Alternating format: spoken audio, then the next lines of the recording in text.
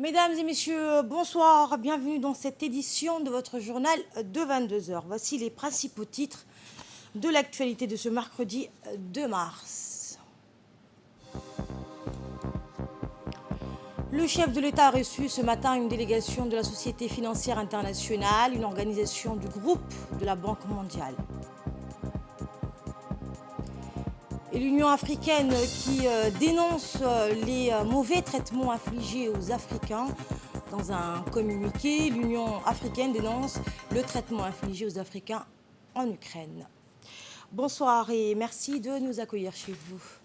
Le président de la République, Ismaël Omar Guelleh, a reçu ce matin une délégation de la Société financière internationale, une organisation du groupe de la Banque mondiale. La délégation composée de hauts responsables de l'équipe de direction de la Société pour l'Afrique a été conduite par le vice-président de la région, Sergio Pimenta. Les discussions ont porté sur les moyens permettant au secteur privé djiboutien, avec le soutien de SFI, donc la Société financière internationale, de contribuer à élargir l'accès au financement des micro, petites et moyennes entreprises et l'accès à des logements abordables pour la population djiboutienne. Le renforcement de l'industrie manufacturière et des infrastructures logistiques, énergie, éthique ont également figuré en tête des discussions. La stratégie de l'IFC s'aligne sur le plan de développement Vision 2035 du gouvernement qui vise à stimuler la croissance et à améliorer la qualité de vie des Djiboutiens et Djiboutiennes grâce à des investissements accrus du secteur privé.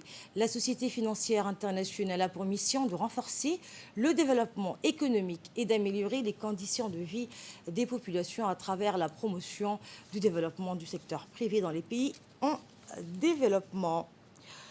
Eh bien, la délégation qu'a reçue le chef de l'État a été conduite par le vice-président de la Société pour la région, Sergio Pimenta. Écoutons un extrait de son intervention. C'était juste après son entretien avec le président de la République.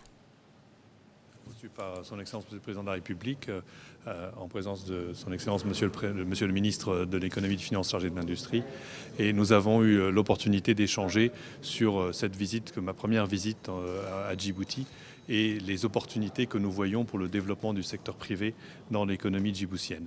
Il y a des grandes opportunités en termes quand on regarde les besoins de développement de ce pays, et le secteur privé peut jouer un rôle à compléter les actions que le secteur public a déjà jouées et apporter un certain nombre de solutions à travers de l'innovation, à travers du capital additionnel, à travers du capital humain, etc. Donc nous avons parlé des principaux secteurs qui peuvent bénéficier du soutien, notamment on a parlé de l'habitat, nous en parlé également du secteur de l'énergie, du secteur des ressources naturelles, du tourisme, des télécommunications, où nous voyons beaucoup d'opportunités pour améliorer la vie des Djiboutiennes et des Djiboutiens avec des interventions du secteur privé. Et donc la Société financière internationale que je représente, qui est une institution du groupe de la Banque mondiale qui s'occupe du secteur privé, nous sommes ici pour soutenir l'économie djiboutienne et pour aider donc les populations à avoir des vies meilleures à travers le développement du secteur privé. Autre information, le ministre des Affaires étrangères de la coopération internationale, Mohamed Ali Youssouf, a reçu ce matin une délégation égyptienne conduite par Sharif Issa, l'ambassadeur et ministre adjoint des Affaires étrangères égyptien.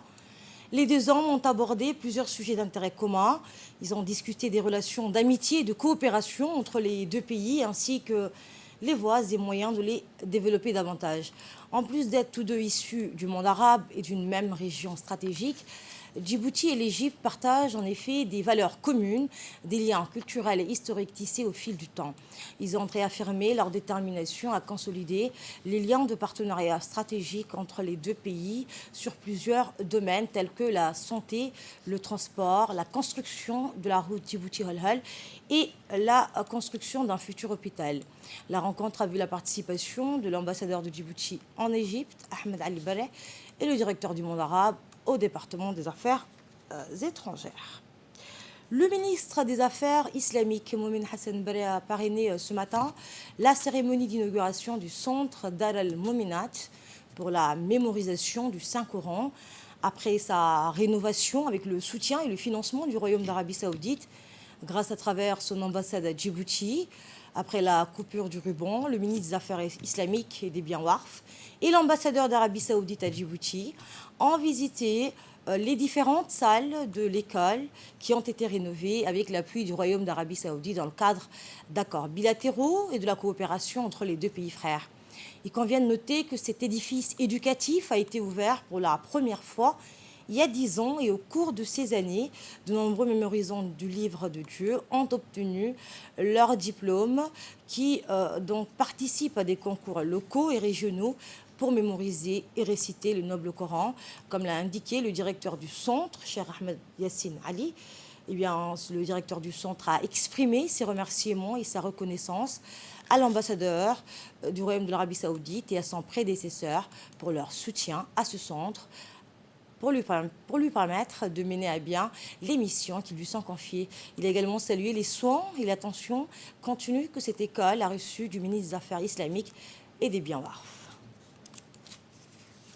Je vous emmène au Maroc, cette fois où l'ambassadeur de la République de Djibouti au Royaume du Maroc a reçu à la chancellerie de Rabat la communauté militaire djiboutienne présente sur le territoire du Maroc.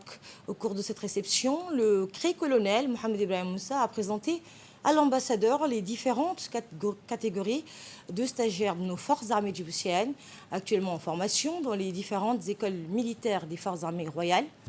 L'ambassadeur a, dans son allocution, exhorté les stagiaires issus de l'armée de terre, de l'armée de l'air, de la marine nationale, de la garde-côte et des directions des services interarmés de forces de défense, leur totale implication dans le renforcement des liens d'amitié solides entre nos deux forces armées sœurs et leurs efforts d'intégration dans la communauté de stagiaires de leurs promotions respectives. En sa qualité de doyen de nos forces armées djiboutiennes, le lieutenant-colonel Mohamed Adaoué a remercié au nom des stagiaires officiers et sous-officiers l'ensemble du corps diplomatique de l'ambassade pour l'accueil chaleureux réservé en leur honneur.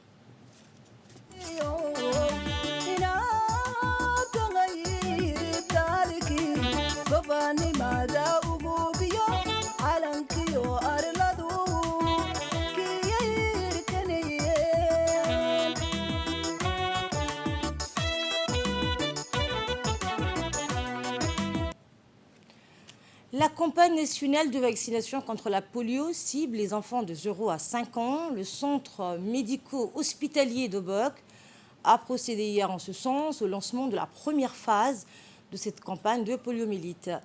Cette campagne qui est à sa première phase permettra d'assurer une protection supplémentaire à un grand nombre d'enfants de la région, y compris les enfants vivant dans des zones reculées, grâce à une mobilisation de différents acteurs permettant ainsi de vacciner tous les enfants. La campagne de vaccination qui a débuté le 27 février va prendre fin demain et les enfants vivant dans les camps de réfugiés sont également concernés par cette campagne grâce au déplacement d'équipes du ministère de la Santé au niveau des camps afin de mettre à disposition le vaccin. Quelques 30 enfants ont pu recevoir leur dose de vaccin contre la poliomyélite par les autorités de la région ainsi que les hauts cadres du centre médico-hospitalier d'Obok. Écoutez le médecin-chef du centre médico-hospitalier d'Obok, Abdelkader Mohamed Ali. Au Mali, dont on est à Yémen, dont on est en frontière, il y a des cas de poliomyélite. Donc notre ministère de la Santé, sous le patronage du ministère de la Santé, a décidé de faire une campagne vaccinale de prévention. J'exhorte la population d'Obok de faire vacciner vos enfants. Et cette vaccination s'adresse aux enfants de moins de 5 ans, de 0 à 5 ans. Donc mon équipe, on a fait 20 équipes qui sont sur le terrain aujourd'hui. Donc j'exhorte que la population participe et que tous les enfants soient vaccinés, pas seulement à Obokville, mais dans toutes les localités. Et ça va durer 5 jours, Inch'Allah. Au cours de cette semaine, dans le cadre de la prévention contre tout type de délinquance et agissant sur des renseignements recoupés, les enquêteurs de la brigade des quartiers 6 et 7 ont interpellé un véhicule type taxi qui présentait un comportement suspect. Au cours de la perquisition du véhicule, les gendarmes ont découvert des produits alcoolisés qui étaient destinés à la revente dans des lieux prohibés, c'est-à-dire ne disposant pas de licence de vente agréée. En effet, aucune des personnes arrêtées ne disposait d'une licence de vente. Toutes les personnes impliquées ont été déférées devant la justice compétente, puis écrouées à la prison civile de Gabod.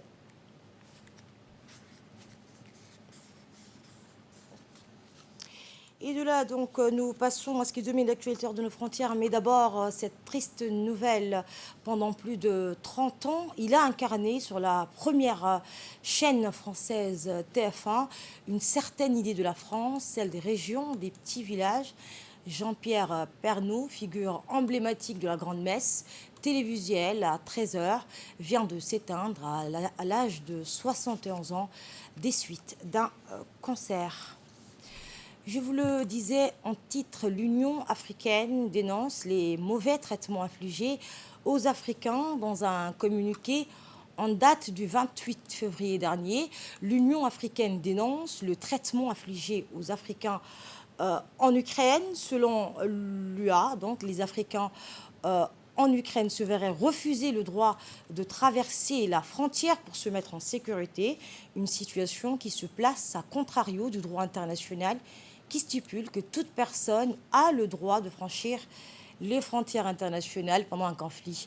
L'institution exhorte tous les pays à respecter le droit international et à faire preuve d'empathie et de soutien envers toutes les personnes qui fuient la guerre. Et les pays du continent s'organisent pour rapatrier leurs ressortissants. La Banque mondiale a annoncé hier une aide supplémentaire de plus d'1 milliard de dollars pour l'Afghanistan via la réaffectation de financements émanant du Fonds spécial pour la reconstruction de l'Afghanistan.